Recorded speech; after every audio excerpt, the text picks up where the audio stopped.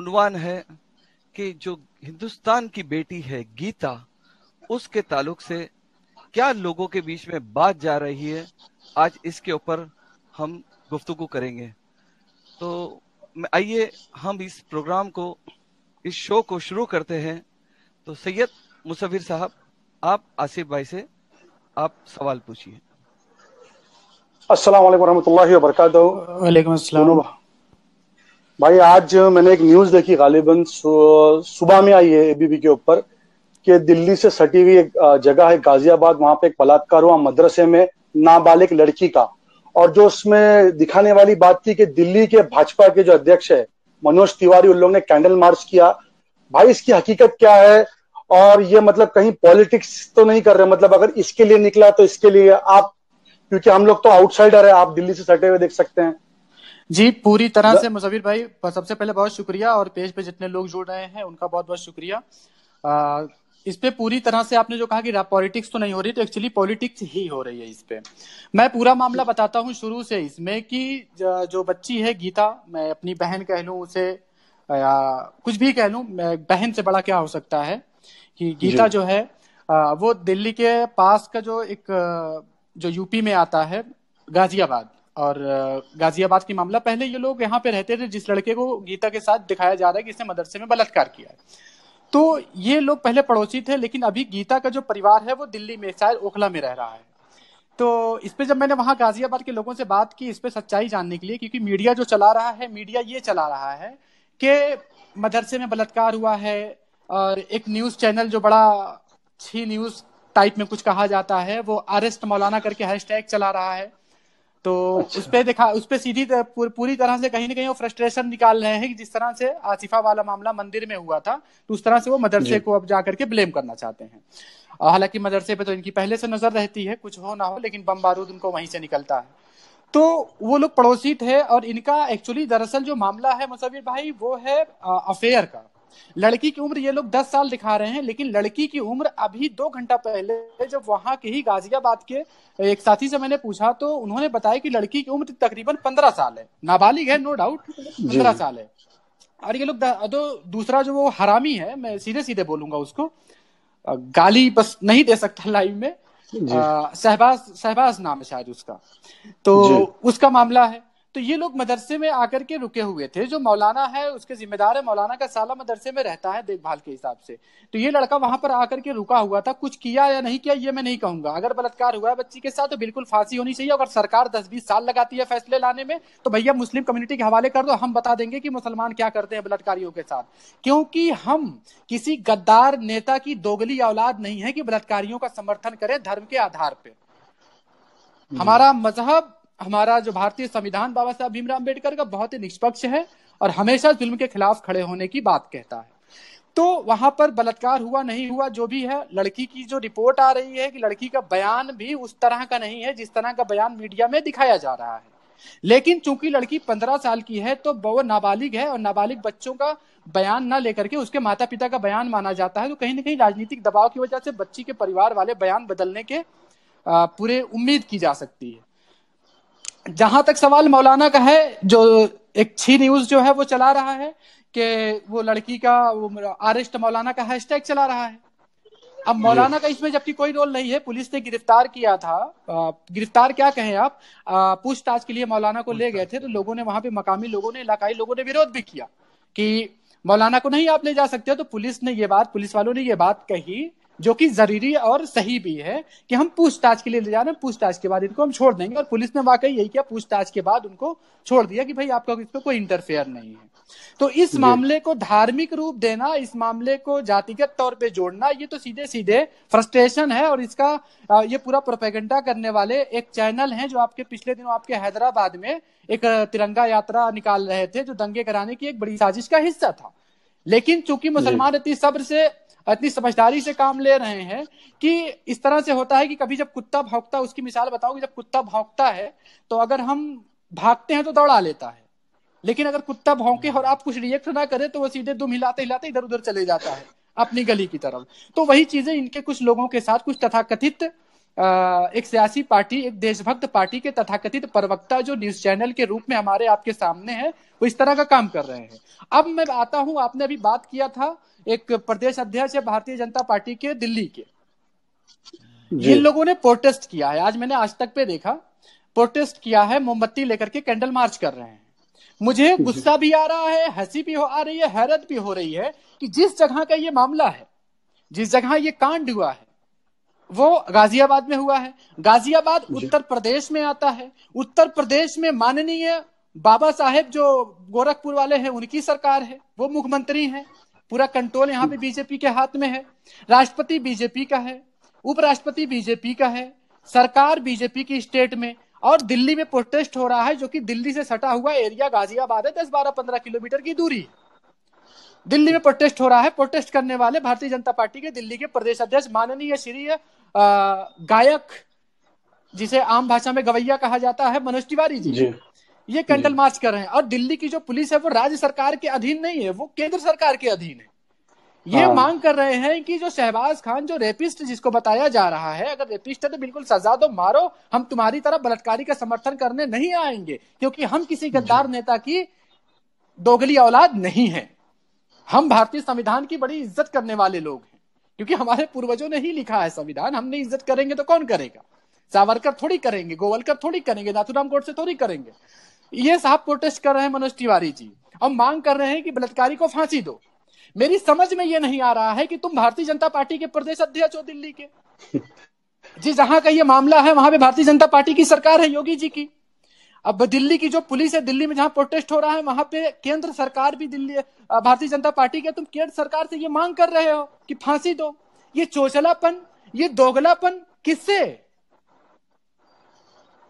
मतलब कि हैरत करने वाली बात है मुसव्विर भाई, अयाज भाई, कि अपनी ही सरकार में, या तो इसका मतलब यह भी हो सकता है कि अपनी सरकार की रणनीतियों से खुश नहीं है, इनको अपनी सरकार पे भरोसा नहीं है, इनको पता है कि इनकी सरकार न्याय नहीं करेगी, इनको पता है कि इनकी सरकार मामले की लिपापोती कर रही है। और दूसरा सवाल जो पैदा होता है वो ये है कि जो लोग कैंडल मार्च आज निकाल करके फांसी दो की बात कर रहे हैं, यही बात आज हम 15 दिन से चिल्ला रहे हैं आसिफा के लिए, उन्नाव वाले मामले के लिए, अयोध्या वाले मामले के लिए, सूरत वाले मामले के लिए, गुजरात वाले मामले के लिए, लखनऊ वाले मामले के लिए, फैजाबाद वाले मामले के लिए। एक लड़की इसमें से मुस्लिम है, बाकी की सारी हमारी हिंदू बहनें हैं। ये अलग बात है कि वो हिंदू बहनें हमारी शूद्र हैं, दलित है, पिछड़ा हैं, लेकिन ये तथाकथित मनुवादी लोग आज ढोंग रच रहे हैं फांसी दो। किससे तुम फांसी की मांग कर रहे हो? उन्नाव में बलात्कार होता है एक बेटी का, अगर तुम हिंदुत्व की राजनीति करते हो, एक बेटी का बलात्कार होता है तो हिंदुत्व के नाम पे तुम्हें अपनी उस बेटी की इज्जत नहीं दिखाई जाती, क्योंकि उसमें तुम्हारी पार्टी का, बीजेपी का विधायक शामिल था। सेक्स रैकेट के जितने मामले सामने आ रहे हैं, जितने भी जिस्म तस्करी के मामले सामने, जिस फरोशी के मामले सामने आ रहे हैं, उसका मुखिया कोई भाजपा का नेता ही क्यों होता है? अभी पिछले दिनों ट्रेन, अभी कल या परसों की बात है, ट्रेन में एक छेड़खानी का मामला हुआ है, उसमें भी एक बीजेपी नेता है, शामिल है। तब आपको कैंडल मार्च, आपकी ये जो कैंडल, आपने जो मोमबत्ती आज लेके आपने उठाई, ये 15 दिन से ये आपकी मोमबत्ती कहां थी? कहां डाल रखा था आपने ये मोमबत्ती जो आज निकाल लिए हो? आसिफ भाई, यही जो जी हाँ आसिफ भाई, ये जो लोगों ने आज आसिफ भाई ऐसा आपने बोले, इन लोगों ने जो आज वो किया प्रोटेस्ट, या तो हंसी आ रही है या तो समझ में नहीं आ रहा है, मिक्स फीलिंग आ रही है। मतलब इस बीच में हिंदुस्तान में कहीं बलात्कार, ऐसा आपने जो मेंशन किया अलग अलग जगह पे, मगर यहाँ मुझे ऐसा लग रहा था लोग इंतजार कर रहे थे या मदरसा या मस्जिद किधर हो और हम लोग इसका इशू बनाए। मतलब ये वेट कर रहे थे पिछले 15 दिन से, क्योंकि अगर आपको माँ बहनों की इज्जत की फिक्र होती तो आप हर बलात्कार पे आवाज उठाते। या हिंदू मुसलमान, अगर यह मदरसे में हुआ है और इसमें अक्यूज है, फांसी से कम पे बात नहीं चलेंगे। जैसे आसिफ भाई ने कहा, हमारे हवाले करो, हम उनका फैसला करेंगे, हम उनको अपने हाथ से देंगे। और आसिफ भाई ने इससे पहले हमें फांसी पे चढ़ा दो, उसके बाद में अगर इंसाफ में देर हो रही है तो हम इंसाफ कर देंगे, उन्हें फांसी पे चढ़ा दो, मगर राजनीति मत करो बलात्कार पे। आसिफ भाई जो इन्होंने किया है, हाँ, राजनीति का जहां तक सवाल है मुसव्विर भाई, बीजेपी ने पिछले मामलों में कहा कि बलात्कार पे राजनीति नहीं होनी चाहिए। बलात्कार पे अगर राजनीति नहीं होनी चाहिए तो राजनीति कर कौन रहा है? राजनीति कर कौन रहा है? यूपी में बड़ी तादाद में आए दिन बलात्कार की घटनाएं हुई, उस पर राजनीति कौन कर रहा है? बीजेपी कर रही है। अगर बीजेपी नहीं कर रही, बीजेपी की सरकार है, उस पर एक्शन लो ना, जो राजनीति कर रहा है। आपके कठुआ में जो कश्मीर जम्मू का जो मामला था आसिफा का, वो भी मेरी बहन है, हर हिंदुस्तानी की बहन है। उसके साथ जो मामला हुआ उस पर राजनीति कौन किया? वहां पे जो तिरंगा यात्रा निकाल करके, अब मैं सवाल एक भी यहाँ पे ये भी करूंगा, ये बात अधूरी छोड़ करके, कि वहां पर आसिफा के जो बलात्कारी थे, जो उसके कातिल थे, जो हत्यारे थे, उनके समर्थन में जो रैली निकली थी विथ तिरंगा, अजय श्री राम नारे के साथ, मैं पूछना चाहता हूं कि आज वो लोग कहां हैं? तुम्हारा दोगला चेहरा आज क्यों सामने आया? हम तुम्हारे साथ भी खड़े होने को तैयार हो, लेकिन तुम्हारी क्या हिम्मत है कि तुम खड़े हो गए हमारे साथ? हम बलात्कार के खिलाफ हैं। मुल्ला, एक लाइन बड़ी अच्छी चल रही थी सोशल मीडिया पे कि मुल्ला हो या पंडित हो, बलात्कारी दंडित हो। ये लाइन देने वाला कोई और नहीं, मुसलमान था। इस मामले में जो मौलाना को जोड़ा जा रहा, मौलवी को जोड़ा जा रहा, मैं कसम खा के इस लाइव टेलीकास्ट से आजमगढ़ एक्सप्रेस के माध्यम से कहना चाहता हूं कि अगर कोई मौलवी या मौलाना अगर इसमें दोषी पाया जाता है तो तुम सजा मत देना, क्योंकि हमें तुम्हारे न्याय पे भरोसा नहीं है। तुम 10-10-20 साल लगा देते हो, हमारे हवाले कर देना, हम गेटवे ऑफ इंडिया पे ले जाकर के उसको ना अगर मार दिए, मार के पत्थर तो ही कहना। लेकिन क्या तुम्हारे अंदर यह हिम्मत है कि जो उन्नाव में जिस हमारी हिंदू बहन का बलात्कार हुआ था कई दिनों तक, और उसका बाप जब उसकी शिकायत लेके पुलिस में जाता है, थाने में जाता है, तो उसको पुलिस इतना टार्चर करती है सत्ता की हनक पे और बीजेपी नेता के इशारे पर कि उसकी मौत हो जाती है, क्या उसके साथ न्याय होगा? और आसिफ भाई आपने बहुत अच्छी बात बोली। बलात्कारी को मैं एक चीज मेंशन करना चाहूंगा, जो बलात्कार करने वाला, सीधी सी बात तो यह है कि उसको हिंदू मुस्लिम से ना जोड़ा जाए, क्योंकि जो बलात्कार करने वाला वो गंदा इंसान है, सीधी सी बात है, वो गंदा इंसान है। अगर आप जिस बलात्कारी का आप समर्थन कर रहे हैं आज, कल वही बलात्कारी आपकी बहन के साथ भी बलात्कार कर सकता है, क्योंकि उसके जहन में सिर्फ और सिर्फ हवस होता है, हवस होती है, दरिंदगी होती है, उसके जहन में धर्म नहीं होता है। उसको जिस्म के लोथड़े चाहिए, धर्म का चोंचला नहीं चाहिए उसको। बलात्कारियों का समर्थन। और मैं दूसरी बात यहाँ जिम्मेदारी से यह भी कहना चाहूंगा कि जो लोग बलात्कारी के साथ साथ बलात्कारियों का समर्थन करने वालों को भी उतनी ही सजा मिलनी चाहिए जितना कि बलात्कारी को मिलती है। अगर इस तरह की बात लागू हो जाती, हमारी बात ये अमल में ला दी जाती है, तो हिंदुस्तान के एक तथाकथित देशभक्त संगठन के एक बड़ा तबका बलात्कारियों के साथ उनका समर्थन करने की जो फांसी के फंदे पे चढ़ जाएगा। ये बेचारे 15% जो है, ये बेचारे 2-4% पे आगे बच जाएंगे, क्योंकि बलात्कारी हैं या तो बलात्कारियों के समर्थक हैं। तो मनोज तिवारी जी, आपसे कहना चाहता हूं कि आप दिल्ली के प्रदेश अध्यक्ष हैं। दिल्ली की जो लड़की है गीता, हमें जितना दुख, हमें जितनी तकलीफ आसिफा के लिए हुई थी, उतनी ही तकलीफ हमें उन्नाव की बेटी के लिए हुई, जो आज भी न्याय मांगती सिसक रही है, दर दर की ठोकरें खा रही है, धमकियां आ रही है, उसे समझौता करने की बात कही जा रही है। हमें उतना ही दुख, अयोध्या में जो हुआ था बलात्कार हमारी हिंदू बहन के साथ, मुझे उतनी ही हमदर्दी, उतना ही दुख मुझे उससे भी है। उतना सूरत की जो बच्ची थी, सूरत के वहां पे जो हुआ था उसके साथ भी है, और आज जो कल जो परसों जो गीता के साथ हुआ है उसके साथ भी हमारी वही हमारी संवेदनाएं हैं। लेकिन मनोज तिवारी जी, सवाल फिर आपसे वही है कि ये मोमबत्ती आज ही क्यों निकली, कहां डाल रखा था आपने? और आसिफ भाई, बहुत बड़ी बात जैसा आपने बोले कि सियासत कर रहे हैं, मोदी जी ने बाहर, इंडिया के बाहर जाके कहा कि बलात्कार पे सियासत नहीं होनी चाहिए। सियासत से मुराद मतलब ये जो हो रहे थे प्रोटेस्ट, उनका मतलब यही था। आज उनकी अपनी पार्टी के लोग जो कि सरकार वाले प्रोटेस्ट नहीं करते, जैसे आपने बोला नहीं सही, दिल्ली में भी कर रहे तो आपके अंडर आती है पुलिस।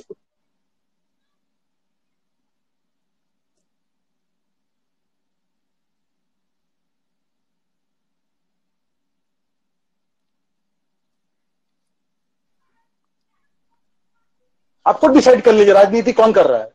असल में मोदी जी को ये बोलने के लिए भी लंदन जाना पड़ा। सोचिए, ये सोचने वाली बात है कि देश में बलात्कार हो रहा है, देश बिल्कुल देश एकदम पशुपेश की स्थिति में है, देश डरा हुआ है, देश की बेटियां, भारत माताएं, बहुत भारत माता के कह करके देशभक्ति का सर्टिफिकेट मंगवाते हो ना, भारत माताएं परेशान हैं, भारत माताएं घर से नहीं निकल पा रही हैं, भारत माताएं अपनी अपनी बेटियों को बाहर नहीं निकलने दे रही हैं, उनकी बच्चियां घर से निकलते हुए डरती, स्कूल जाने को तैयार नहीं है, शॉपिंग मार्केट जाने को तैयार नहीं है, पड़ोस में खेलने के लिए साथ में तैयार नहीं है किसी के साथ। और तुमको ये बात उस वक्त तुमको इस बुरे हाल में, इस बुरे दौर में तुमको देश में होना चाहिए था। तुम देश में चुप्पी का लबादा ओढ़ करके निकल गए लंदन, जहां नीरव मोदी, ललित मोदी और विजय माल्या पहले से बैठे हुए हैं। तुम ये बात वहां जाके बोल रहे हो कि राजनीति नहीं होनी चाहिए। सरकार तुम्हारी है, राष्ट्रपति तुम्हारा है, उपराष्ट्रपति तुम्हारा है, राज्यसभा में तुम हो, लोकसभा में तुम हो, हर स्टेट में तुम हो। क्या मजबूरी है भाई तुम्हारी? तुमने तो मौन स्वीकृति दे रखी है। तुमने तो खामोशी, एक चीज होता है कि अभी कोई बात अगर पूछी जाए कि भैया ये करोगे, आप बोलोगे नहीं, या तो बोलोगे हाँ। लेकिन जब इंसान खामोश रह जाए उस मसले पर, तो इसका मतलब होता है कि हाँ, ये जो है ना, ये खामोशी वाली स्वीकृति है, स्वीकृति वाली, खामोशी वाली हाँ शामिल है इसमें। आपको अपनी बात कहने के लिए भी लंदन जाना पड़ा, उस लंदन जाना पड़ा जिस लंदन में आप कदम रखते हैं। तो वहां की पार्लियामेंट के सामने बड़ी तादाद में आपके खिलाफ प्रोटेस्ट होता है। मोदी जी, देश बदल रहा है, देश बदल रहा है पूरी। आपने कहा कि विदेशों में, आपके भक्त कहते हैं विदेशों में मोदी जी ने नाम रोशन कर दिया भारत का।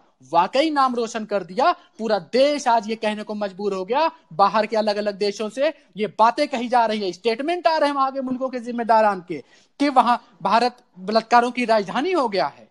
वहां पे टी शर्ट पहन के घूमी जा रही है, भारत को बलात्कारी नजरिए से देखा जा रहा है। वहां कह रहे हैं कि हम अपने बहन बेटियों को वहां नहीं भेजेंगे, वहां बलात्कार होता है। ये पहचान थी हमारी संस्कृति, हमारी पहचान थी, ये संस्कृति थी हमारे भारत की, ये पहचान थी हमारे भारत की।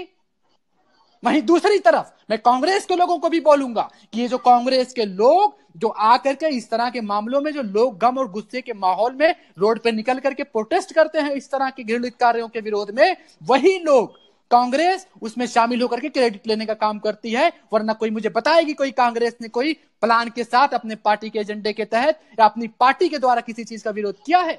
नहीं किया है। क्योंकि दोनों ही कहीं ना कहीं, मैंने पिछले लाइव में यह बात कही थी कि दोनों ही एक सॉफ्ट मनुवाद है, एक कट्टर मनुवाद है। दोनों ही कहीं ना कहीं मिले हुए हैं। लेकिन बात चूंकि गीता की, मेरी बहन की हो रही थी, उसके साथ अगर गलत हुआ है, और अगर हुआ है तो बिल्कुल फास्ट ट्रैक, जो हमारी मांग आसिफा के लिए थी, फास्ट ट्रैक 90 दिन के अंदर में फैसला आए और 90 दिन के अंदर में उसको बलात्कारी को सजा हो, वही मेरी मांग इस आजमगढ़ एक्सप्रेस के माध्यम से, मैं वही मांग, फास्ट ट्रैक की मांग यहां गीता वाले मामले में भी करता हूं। लेकिन बीजेपी के लोग, तुम समर्थक हो बलात्कारियों के, तुम नहीं बोल सकते। अगर तुम बोलते हो तो तुम्हें उन सारे मसलों पर भी बोलना पड़ेगा, उन्नाव की उस हिंदू बहन के लिए भी बोलना पड़ेगा जिसके साथ बलात्कार भी हुआ और उसके पिता को इंसाफ मांगते मांगते पुलिस थाने में टार्चर करके मार दिया जाता है। सूरत की जो 11 साल की बच्ची थी, उसके साथ जो बलात्कार हुआ था, जिसपे 84 जख्म के निशान थे, उसके साथ भी इंसाफ करो, उसके लिए भी कैंडल लेकर के निकलो। जो अयोध्या की बच्ची थी 16 साल की, जिसके साथ बाबा साहब ने बलात्कार किया था सेविका के नाम पे, उसके साथ उसके लिए भी कैंडल लेके निकलो। हम तुम्हारे कदम से कदम मिलाने को तैयार हैं, क्योंकि हम, फिर से कह रहा हूं, क्योंकि हम तुम्हारे कदम से कदम मिलाने को तैयार है, क्योंकि हम किसी गद्दार नेता की दोगली औलाद नहीं है। और आसिफ भाई, लास्ट कंक्लूजन वाली बात, अयाज भाई, ये जैसा आसिफ भाई ने बोले, अगर ये घिनौना काम मदरसे में हुआ है तो वो अक्यूज को हमारे हवाले करो। मदरसे की सदस्यता रद्द की जाए, मौलवी को भी फांसी दी जाए, और हमारा करके ईमानदारी से जांच पड़ताल करके, जो कि अब तक पूरा साबित हो चुका है। पुलिस ने भी इस चीज को माना है, पुलिस ने उनको खाली पूछताछ के लिए बुलाया था। मौलाना पे किसी तरह का कोई मामला नहीं है। शहबाज जो लड़का है वो हरामी, उसके साथ जो भी करना है वही सलूक किया जाए जो आसिफा के साथ 8 दरिंदों ने मंदिर परिसर में किया था, वही सेम। मैं तो कहता हूं बल्कि 8 वो और एक ये और एक उन्नाव वाला, 10 को एक साथ गेटवे ऑफ इंडिया पे ले जाके फांसी पे लटका दो, ताकि पूरी दुनिया जो ये कह रही थी कि भारत बलात्कारों की राजधानी हो चुका है, उनका मुंह बंद किया जा सके। और हमारे अपने लोग जब दूसरे देशों में जाए, जब उनसे सवाल हो, तो हम गर्व से कह सकें कि हमारा देश बलात्कारों की राजधानी नहीं है। हमने मिसाल पेश की है 10-10 लोगों को एक साथ फांसी दे करके। बिल्कुल बिल्कुल सही है। बहुत शुक्रिया मुसविर भाई और अयाज भाई और आजमगढ़ एक्सप्रेस का कि आपने मुझे मेरी बात कहने का मौका दिया। ठीक है, चलिए प्रोग्राम को यहीं पे इख्तिताम करते हैं।